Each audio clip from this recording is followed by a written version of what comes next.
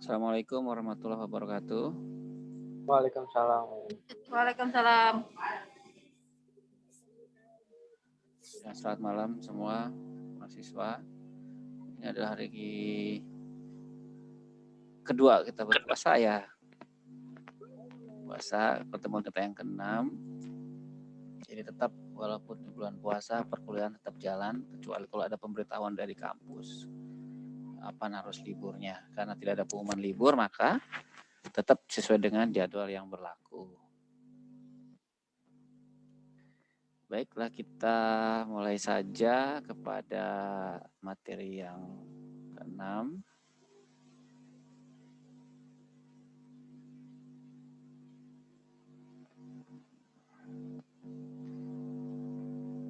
Sudah terbaca?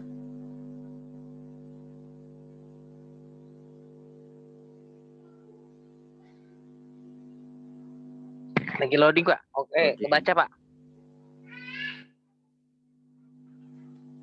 Baca ya. Kita membahas tentang pengeluaran negara.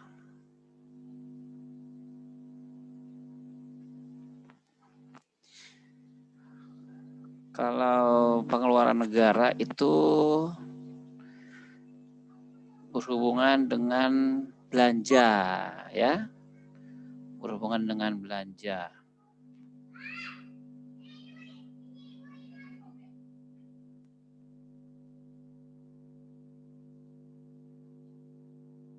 Setiap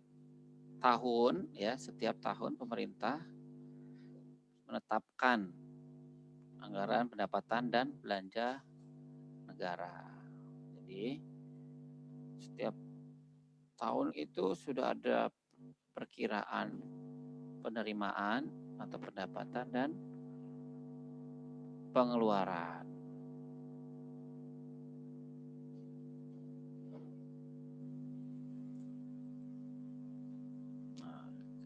Definisi dari pengeluaran negara. Pengeluaran negara adalah pengeluaran pemerintah yang berkaitan dengan pengeluaran untuk membiayai program-program yang di dalamnya pengeluaran itu ditujukan untuk pencapaian kesejahteraan masyarakat secara keseluruhan. Suara saya terdengar? Ya, Pak. Terdengar, Pak. Suara saya terdengar ya.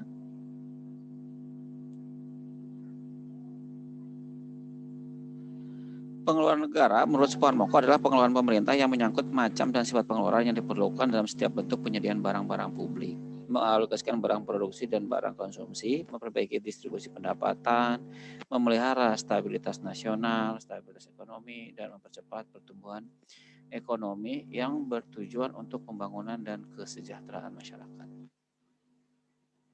Jadi pada prinsipnya negara ini hadir ya, tujuannya adalah untuk pembangunan ya, pertumbuhan ekonomi dan kesejahteraan masyarakat. Setiap tahun pemerintah mengusulkan rencana anggaran pendapatan dan belanja negara. Kemudian jadilah RUU, rancangan undang-undang ya, dan ditetapkan menjadi undang-undang yang terdiri dari secara garis besar adalah pendapatan dan belanja atau penerimaan dan pengeluaran. Tujuan dari semuanya itu adalah untuk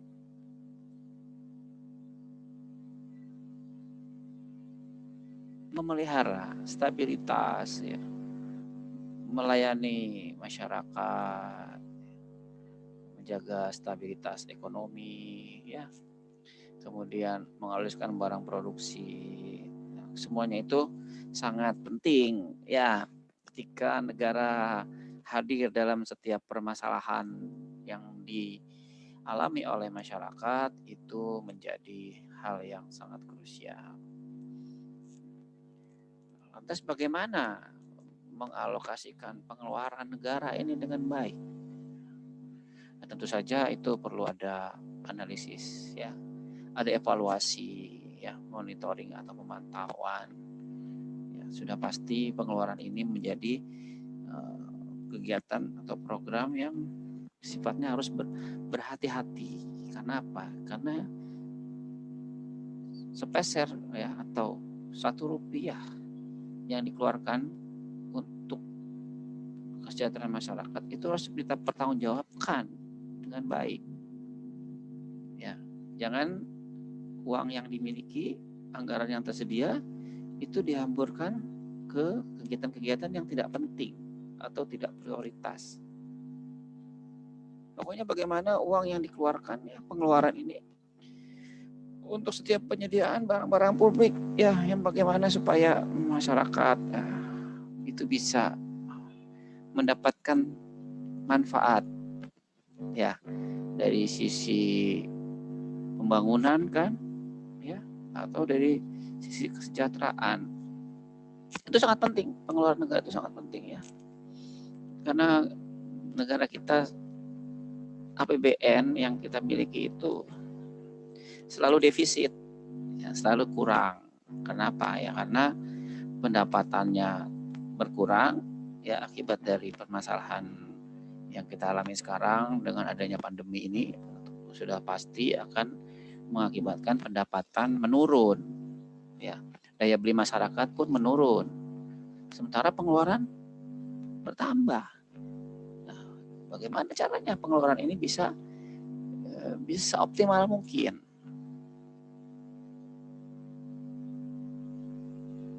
Nah, ada yang namanya efisiensi pengeluaran negara.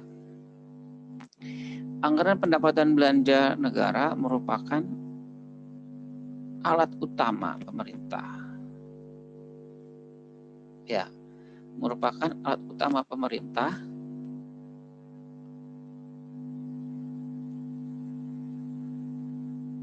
dalam upaya menyejahterakan rakyatnya sekaligus alat pemerintah untuk mengelola perekonomian negara. Sebagai alat pemerintah, anggaran pendapatan dan belanja negara tidak hanya berkaitan dengan keputusan ekonomi, tapi juga berkaitan dengan keputusan politik. Ya, dalam konteks ini DPR dengan hak legislasi, penganggaran dan pengawasan yang dimilikinya perlu lebih berperan dalam mengawal APBN sehingga APBN secara efektif dapat menjadi instrumen untuk menyejahterakan rakyat dan mengelola perekonomian negara dengan baik. Ya, memang harus ada kontrol. Ya, pemerintah diberikan kewenangan untuk mengelola anggaran, ya, dan legislatif, ya, selaku mitra dari pemerintah, ya, itu harus benar-benar mengontrol dengan baik, mengawasi dengan baik. Makanya ketika ada anggaran-anggaran yang dirasa tidak sesuai, ya, itu pemerintah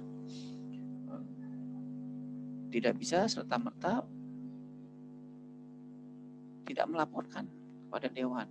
Ya, memang dalam proses anggaran pendapatan belanja negara ini begitu sudah ditetapkan, ya, dan dikeluarkanlah peraturan presiden tentang pelaksanaan APBN, maka sudah diberikanlah yang namanya kewenangan hak dari pengelolaan keuangan, ya, baik itu dari aspek penerimaan maupun dari aspek pengeluaran negara. Pengeluaran itu harus efektif, ya. Efektif itu artinya adalah mempunyai hasil guna yang baik, ya. Juga sebenarnya ya, efisien juga diperlukan, ya. Efisien itu berdaya guna dan berhasil guna dengan anggaran yang tidak besar tapi bisa menyejahterakan masyarakatnya secara efektif dan secara efisien, hemat, ya. Prinsip itu adalah hemat, adil, transparan, terbuka, ya. Nah, untuk mewujudkan good governance dalam penyelenggaraan pemerintahan negara, sejak beberapa tahun lalu tadi diperkenalkan reformasi manajemen keuangan dengan disahkannya Undang-Undang Nomor 17 Tahun 2003 tentang Keuangan Negara Undang-Undang Nomor 1 Tahun 2004 tentang Perbedaan Negara dan Undang-Undang 15 tentang Pemeriksaan Pengelolaan dan Tanggung Jawab Keuangan Negara. Jadi keuangan negara harus diatur dengan baik. Ya, siapa pengguna anggaran, siapa kuasa pengguna anggaran, siapa yang bertanggung jawab terhadap pengelolaan keuangan, ya, siapa bendahara umum negara, siapa bendaharaan umum, bendaharawan penerimaan, bendaharawan pengeluaran, bendaharawan itu tugasnya apa? Ya. Dia membayar ya atas permintaan dari pengguna anggaran atau kuasa pengguna anggaran. Jadi keuangan negara ini sangat penting ya, jangan sampai ketika sudah menjadi undang-undang dan sudah ditetapkan melalui peraturan presiden tentang pelaksanaan APBN ini, pelaksanaannya tidak sesuai dengan program dan kegiatan yang sudah disepakati. Ya, harus sesuai dengan program dan kegiatan yang sudah ditetapkan. Tidak bisa serta-merta mengubah kegiatan, mengubah program, tidak bisa ya. Perlu ada yang namanya evaluasi ya. Kalau memang dirasa perlu ada perubahan, bisa dilakukan perubahan. Ya. Nah, 4 prinsip dasar pengelolaan keuangan negara yaitu akuntabilitas berdasarkan hasil atau kinerja, keterbukaan dalam setiap transaksi pemerintah, pemberdayaan manajer profesional, dan adanya lembaga pemeriksa eksternal yang kuat, profesional dan mandiri serta hadirnya duplikasi dalam pelaksanaan pemeriksaan. Jadi akuntabilitas, ada yang namanya tanggung jawab ya. Bagaimana pengeluaran yang dilaksanakan ya oleh kementerian lembaga itu outputnya seperti apa? Ya, jangan anggarannya besar, pengeluarannya besar, tapi outputnya tidak terlihat, apalagi outcome atau manfaat. Jadi harus ada akuntabilitas yang dapat dipertanggungjawabkan. Makanya ketika ada pengeluaran negara perlu ada namanya laporan hasil pelaksanaan program dan kegiatan. Harus sesuai dengan target kinerjanya apa. Umpamanya kita ada pengeluaran untuk belanja pembangunan jalan tol misalnya ya. Misalkan seperti itu. Maka ketika dikeluarkan uang itu harus ada hasil yang sesuai dengan targetnya.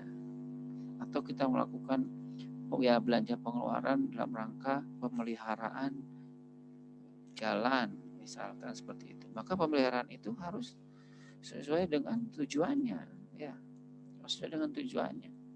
Jangan pengeluaran itu ternyata tidak menghasilkan yang sesuai dengan target. Misalkan kita melakukan pemeliharaan jalan baru 2 hari 3 hari hujan deras ya, ternyata jalanannya rusak lagi, sudah diaspal belum seminggu sudah rusak lagi ya.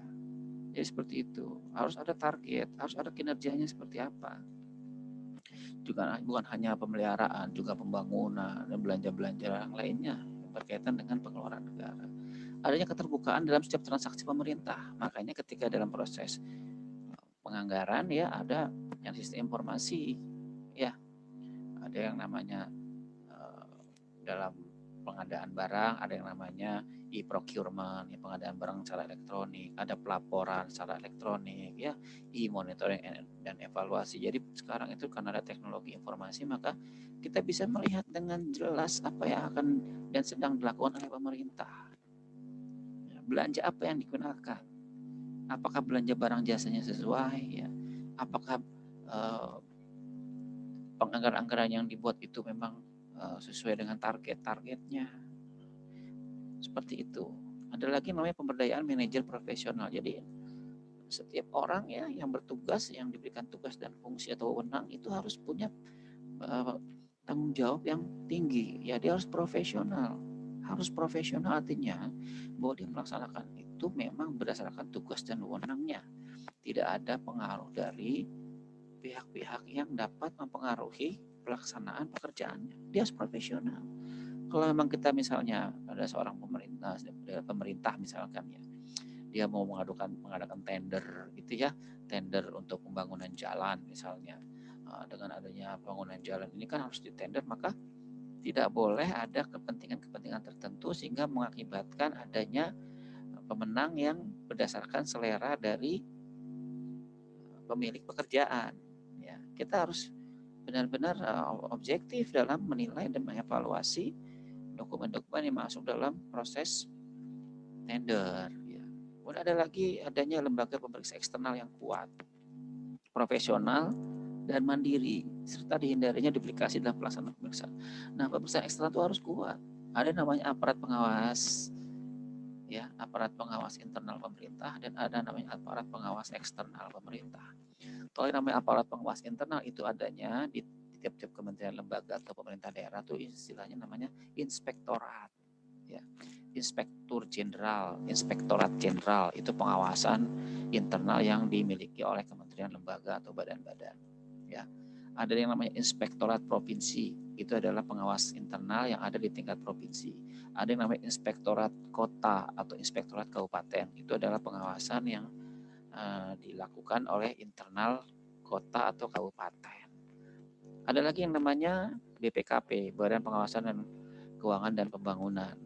Ya, BPKP, Badan Pengawasan Keuangan dan Pembangunan ini adalah pengawasan internal pemerintah. Nah, eksternal itu siapa? Eksternal itu adalah Badan Pemeriksa Keuangan. Ya. Nah, Badan Pemeriksa Keuangan ini berada di luar dari pemerintah. Dia harus punya legitimasi yang kuat, ya, profesional dan mandiri, serta dihindari duplikasi dalam pelaksanaan pemeriksaan. Ya, jadi kalau masalah pemeriksaan itu tidak boleh barengan gitu ya. Ketika ada masuk inspektorat, ya, atau aparat inspektorat ini kan internal. Kemudian tahu-tahu ada masuk BPK, Badan Pemeriksa Keuangan. Nanti itu tidak boleh berbarengan. Siapa yang diutamakan, ya, apakah BPK atau inspektorat? Nah, ketika dalam ini maka yang menjadi dominan adalah Badan Pemeriksa Keuangan, BPK, karena dia adalah pemeriksa eksternal. Dia punya kewenangan berdasarkan undang-undang. Ya, kebijakan pengelolaan negara harus berpedoman pada prinsip keadilan, ya, efisiensi, ekonomis, paternalisme, dan kebebasan perseorangan. Jadi dalam hal ini yang lain pengelolaan itu harus adil, ya. Dan tidak bisa serta-merta ini negara prioritas adalah khusus di Pulau Jawa misalnya, tidak bisa begitu, ya. Nah, jadi kita lihat keadilan itu harus namanya keadilan sosial bagi seluruh rakyat Indonesia. Kita lihat yang namanya proporsionalitas, ya. Ya, kalau daerah-daerah misalkan ada yang daerah terpencil, ya, anggaran sedikit, itu perlu diberikan dukungan dana yang cukup besar. Tapi kalau yang daerah-daerah kaya, ya, punya sumber daya yang bagus, maka sebenarnya dia bisa menghidupi daerahnya sendiri. Atau bisa jadi di kementerian lembaga yang memang ada kementerian yang kerjanya menghabiskan uang, ya, ada kementerian yang kerjanya mengumpulkan uang. Kerjanya mengumpulkan uang itu adalah di kementerian apa? Siapa namanya ini, Sandi? Ada kementerian yang kerjanya mengumpulkan uang, siapa? Kementerian Keuangan, Pak. Kementerian Keuangan. Yang kerjanya menghabiskan uang apa? Kementerian banyak, Pak. Banyak. Mana yang paling dominan tuh apa? Kementerian apa yang banyak ngeluarin uang? Ya kalau lagi pandemi gini Menteri Kesehatan, Pak. Oh, Tergantung kesehatan. situasi. Ya, Ya, bisa, kalau ya. pembangunan kayak di Kalimantan tuh kayak Menteri PU tuh. Ya. Jadi gimana sudut pandang kita mau ngabisin uangnya tuh banyak, Pak. Ya. Ya, betul. Betul kan, Pak? Betul, ya. Jadi kerjanya ngumpulin ya, mengumpulkan uang itu adalah Menteri Keuangan, ya. Nanti dihabiskan oleh kementerian yang sifatnya infrastruktur atau sifatnya kesehatan kalau sekarang lagi dominan ini. Infrastruktur ya Kementerian Pekerjaan Umum dan Perumahan Rakyat, itu uangnya habis di situ banyak sekali, ya. Apalagi dinas atau kementerian, ya, Kementerian Sosial. Itu kan kerjanya apa? Itu memang sedikit sih kalau Kementerian Sosial dibandingkan dengan Kementerian Pekerjaan Umum, ya.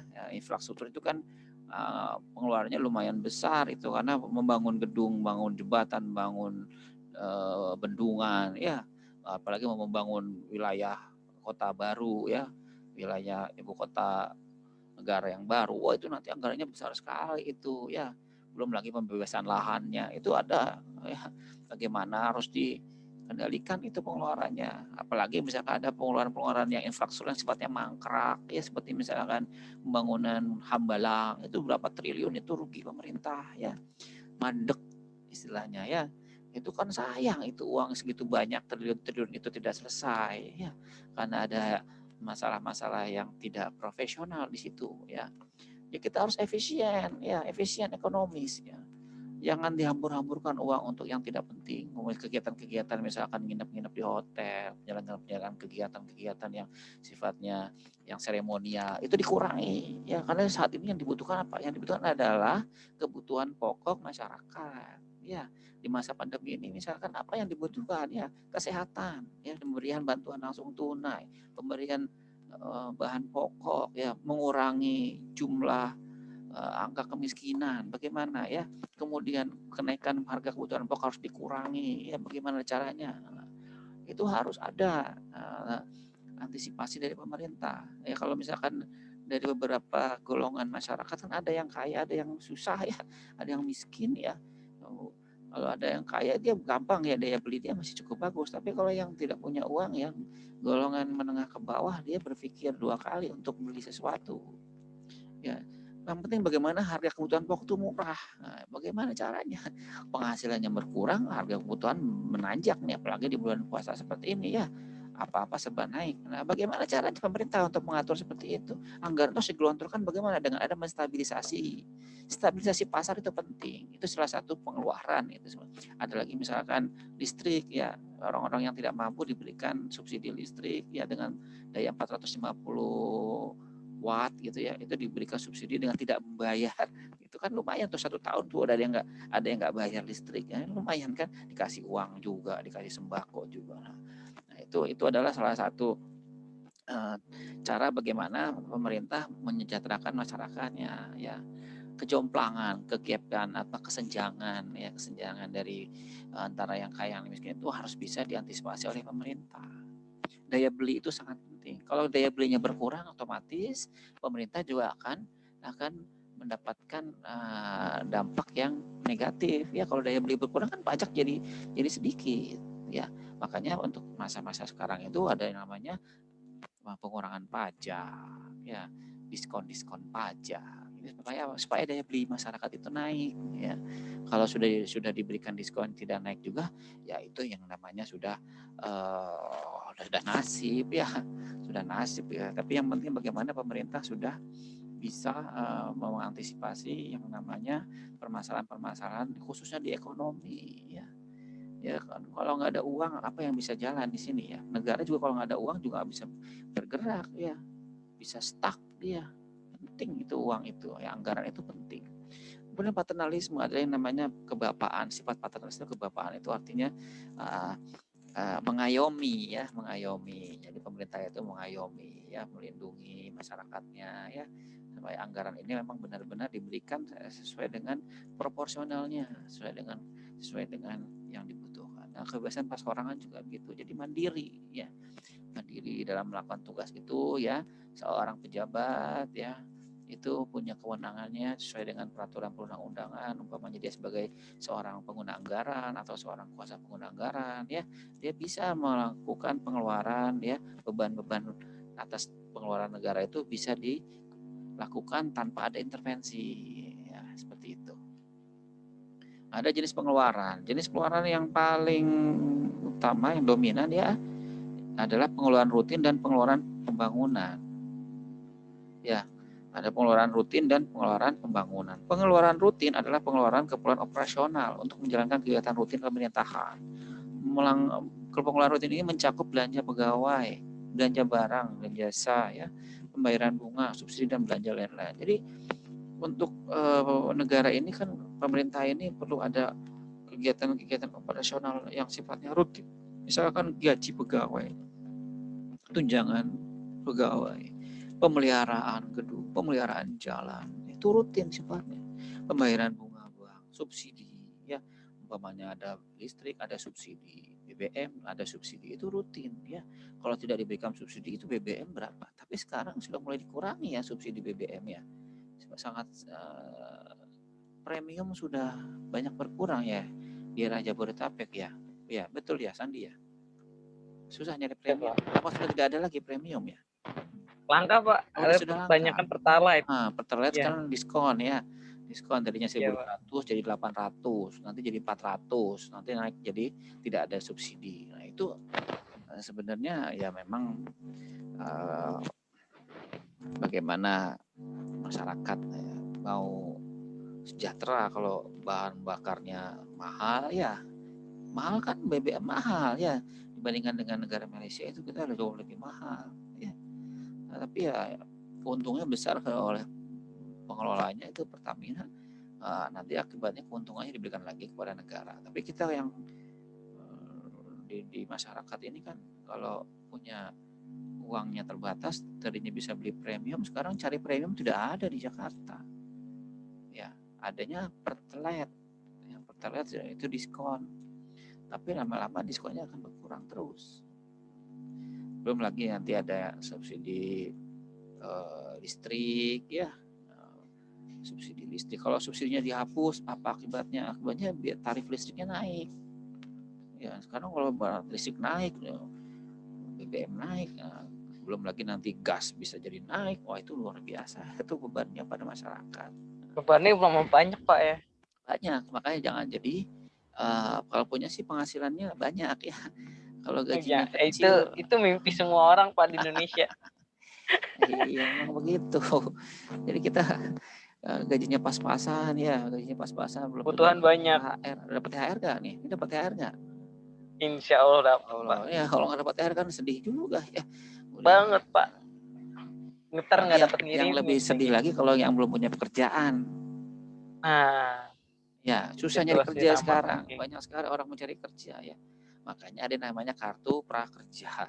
Nanti dikasih uang di situ, ada pelatihan di situ. Tapi saya tidak tahu apakah efektif atau tidak. Ada yang namanya bantuan untuk UMKM, usaha mikro kecil dan menengah. Jadi diberikan bantuan subsidi ya untuk usaha. Ya itu salah tapi ada yang udah kerja tapi dapat Pak kartu prakerja Pak. Nah, itu biasanya yang memberi data itu yang tidak jujur ya. Ada juga yang punya Pak. usaha, akhirnya yang punya usaha itu tidak dapat. Yang dapat. Persyaratannya Jadi nggak yang memenuhi syarat. Tidak melengkapi syaratnya. Iya, kalau yang sudah pinter mah udah punya handphone, tinggal daftar online, jago ya, nggak kerja atau nggak punya usaha misalnya, dia bikin aja usaha jualan ikan cupang gitu ya, nanti punya SKU selesai. Tapi ada juga punya usaha nggak dapat itu, udah punya usaha beneran nggak dapat. Ada juga yang protes juga ya, bagaimana ya, mungkin dia gaptek ya, kalau gaptek kan mau tidak mau nggak bisa datanya nggak bisa. Bagaimana ya, susah ya. Nah, makanya pemerintah sudah menggelontorkan banyak anggaran untuk menstabilkan kehidupan masyarakat, walaupun pada akhirnya itu adalah sekedar pemberian sekedarnya. Sebenarnya diberikan bantuan langsung tunai berapa? BLT 300.000 ya sekarang ya. Iya Pak. Ya 300.000 satu bulan. Kalau untuk orang yang nggak punya kerja 300.000 itu lumayan, tapi tetap kurang, ya, sangat kurang. 300.000 sehari 10.000, 10.000 jadi apa gitu ya? Betul, cari kerja susah, banyak dikurangi ya. Mal-mal masih sepi, ya, pusat belanja masih sepi, pariwisata sepi, bagaimana itu? Ya, itulah sekarang yang menjadi PR pemerintah dan masyarakat ya. Kalau menjadi entrepreneur sekarang bagaimana? Jualan-jualan online ya. Usaha-usaha yang sifatnya memang bisa jarak jauh. Ya kalau enggak ya susah nanti ya. Di samping pengeluaran rutin ada yang namanya pengeluaran pembangunan. Pengeluaran pembangunan itu pengeluaran yang menghasilkan ya aset ya. Tambah aset baik non fisik ya maupun fisik. Ya. Jadi pembangunan itu misalkan apa saja ya. Misalkan bikin gedung ya, bikin sarana transportasi ya. Kemudian apa saja yang sifatnya punya nilai tambah aset, beli barang ya, beli kendaraan operasional itu nambah aset ya. Tapi yang paling penting nilai pembangunan itu bisa dirasakan oleh masyarakat ya. Seperti apa misalnya ya itu tadi, membangun terminal, membangun pasar, membangun rumah susun. Nah, itu sangat penting ya, yang bisa dirasakan itu adalah menambah nilai aset. Sampai sini ada pertanyaan? Nah, sekarang ada jenis-jenis pengeluaran ya. Di antara jenis pengeluaran adalah pengeluaran rutin dan pengeluaran bangunan tadi sudah ya. Nilai tambah aset sudah. Nah, ada penyebab pertumbuhan pengeluaran. Pengeluaran untuk barang dan jasa. Ya. pengeluaran untuk barang dan jasa, perubahan ruang lingkup transfer, pengaruh awal dan pembiayaan perang ya, kalau ada ya, faktor politik dan sosial. Jadi penyebab pertumbuhan pengeluaran sudah pasti ya untuk belanja barang jasa ya. Setiap tahun itu barang jasa biasanya naik ya, beras naik, subsidinya akan naik ya. Garam naik, subsidinya naik ya. Apalagi barang yang naik, semua naik ya. Yang turun apa? Ada nggak barang yang turun? Apa ya? Nggak ada, Pak. Nilainya turun ya, apalagi bulan puasa semuanya ada naik semua ya. Ayam naik, telur naik. Ya, momen puasa nih jadi semuanya. tolak ukur. Kalau yang namanya pengeluaran barang jasa pasti naik ya, karena ada namanya apa? Inflasi ya. Inflasi, kebutuhan pokok naik, sembako naik ya. Bagaimana caranya Pak kalau bulan puasa selalu naik, kok bisa nggak diredam? Dari zaman dulu sampai sekarang belum bisa itu ya. Susah sekali itu naik diturunkan itu. Sudah naik susah turunnya ya, kalau udah turun susah naiknya. Ini susah deh pokoknya ya, yang namanya barang kebutuhan pokok di bulan-bulan Ramadan ya, bulan puasa ini apa aja naik semua ya.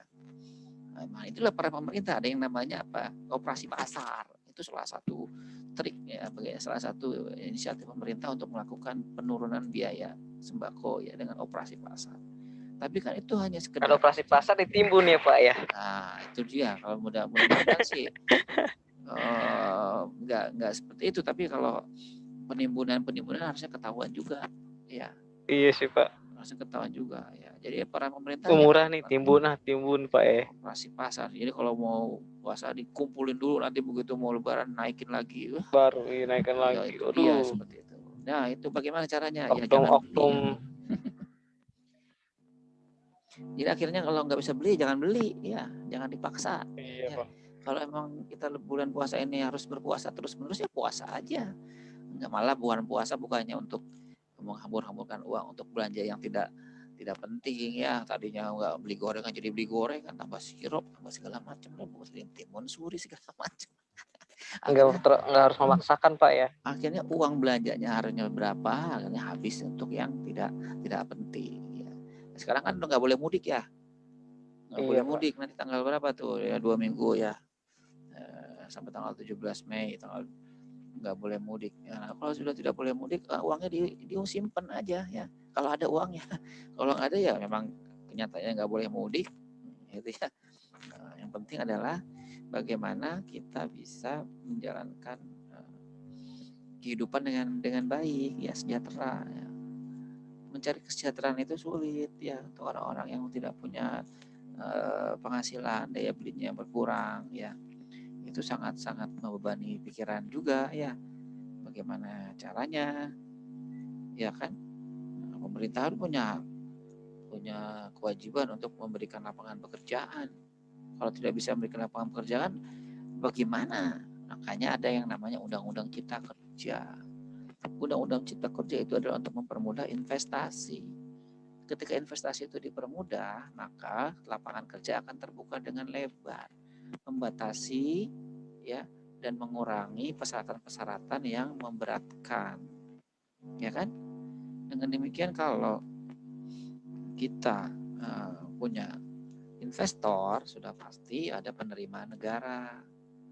Ya kan? Ada juga nilai tambah dengan penambahan tenaga kerja. Ya, seperti itu. Nah, sekarang sudah ada berita akan ada yang namanya Menteri Investasi. Ya, dulu tidak ada Menteri Investasi, kemudian sekarang akan ada Menteri Investasi, Kepala BKPM, Badan Koordinasi Penanaman Modal. Dulu Menteri Ristek Teknologi dan BRIN ya dipisahkan ya. Sekarang Menteri Pendidikan dan Kebudayaan digabung lagi dengan Risteknya. Sedangkan BRIN-nya menjadi mandiri, dan nanti juga ada namanya Kementerian Investasi. Banyak sekali diubah-ubah ya oleh pemerintah ini untuk mendukung adanya investasi. Tapi kita akan lihat dengan adanya Undang-Undang Cipta Kerja dan dibangun atau dibuatnya Kementerian Investasi, nanti apakah akan berdampak positif terhadap investasi, kita akan lihat nanti. Penyebab pertumbuhan pengeluaran adalah pengaruh awal dan pembiayaan perang. Itu ada pengaruh. Jadi kalau perdamaian itu sebenarnya adalah persiapan. Ya, masa perdamaian ke persiapan. Makanya ada yang namanya Kementerian Pertahanan ya tetap harus menyelenggarakan fungsi pertahanannya, membeli peralatan-peralatan perang ya, karena biar bagaimanapun juga yang namanya kedaulatan rakyat, kedaulatan negara itu sangat diperlukan, sangat penting ya, menjaga kedaulatan negara dari intervensi asing ya. Kalau dari sisi fisik ya, maka akan ada yang namanya pembelian peralatan-peralatan perang besar dan mahal. Kita beli pesawat tempur berapa, kapal tempur berapa ya. Kalau kita bisa buat sendiri itu luar biasa. Kita sudah bisa bikin kapal selam ya, itu bagus ya. Tapi kalau peralatan-peralatan perang itu sangat mahal, apalagi pesawat tempur yang canggih, itu anggarannya triliunan demi untuk menjaga kedaulatan negara. Ya. Penyebab pertumbuhan pengeluaran adanya faktor politik dan sosial. Ya seperti saat ini ya, sosial itu karena adanya pandemi, ya, ada yang namanya musibah, gempa, banjir, badai. Ya, itu kan mau tidak mau ya akan timbul dampak negatif. Rumah rusak, nyawa hilang, ya kan. Tata kota juga akan berubah ya. Kalau kita lihat di daerah NTT itu luar biasa, saya juga tidak menyangka itu sampai meninggalnya ratusan ya, 177 yang pernah saya baca itu. Rumah banyak rusak, belum yang di Malang yang kena gempa, itu akan diberikan santunan.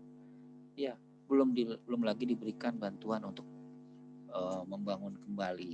Itu kan perlu anggaran. Dari mana anggarannya?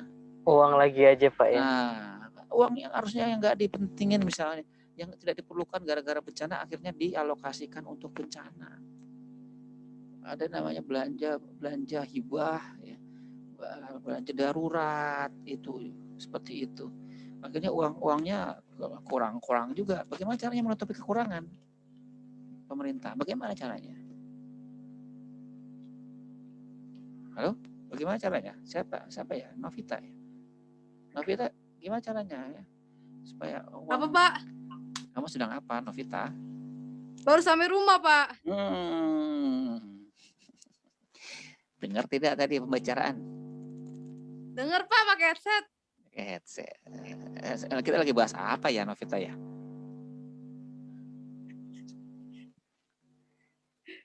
Hah? Novita, kita lagi bahas apa?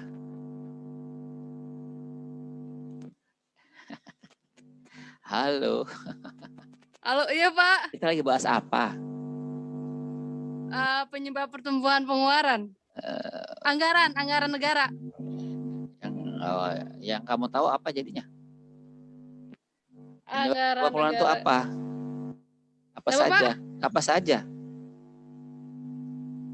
Apa saja pengeluaran negara?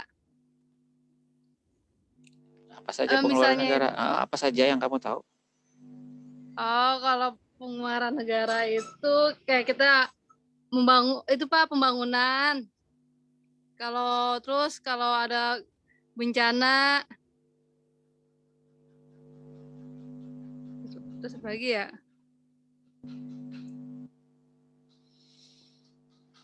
Ya begitulah gitu ya.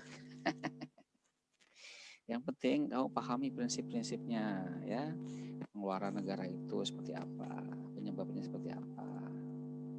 Ya. Terima kasih ya, sudah selesai ya. Sampai sini ada pertanyaan? Tidak Pak. Tidak ada pertanyaan? Siapa di Asfi? Nggak ada Pak. Kamu di jalan Asfi? Hah? Iya Pak.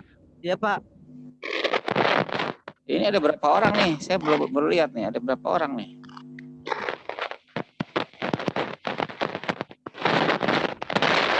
Siapa yang hadir nih?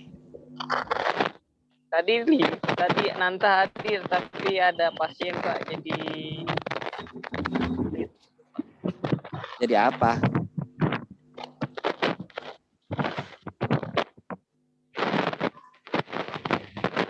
Oke, kalau gitu saya sudahi ya. Kalau tidak salah saya pernah ngasih tugas ya. Ya. Iya Pak, pernah. Apa ya? Tugas apa ya? Itu webinar Pak, webinar. Oke, dikumpul kapan? Sebelum UTS. Nah, atau saat UTS juga boleh ya. Iya Pak. Yang penting kerjakan ya. Jangan lupa sertifikatnya. Kalau yang sudah selesai boleh dikirim ke WA. Ini ya. Oke. Paham ya? Ini Asfi kemana nih Asfi ini? Ya Pak. Kamu di jalan Asfi? Ya Pak, baru pulang kerja Pak. Baru pulang kerja? Waduh. Pak. Kalau begitu ya. Selamat kembali ke rumah. Hati-hati di jalan ya. Ya Pak. Nah, Ya Pak. sekian demikian yang saya sampaikan.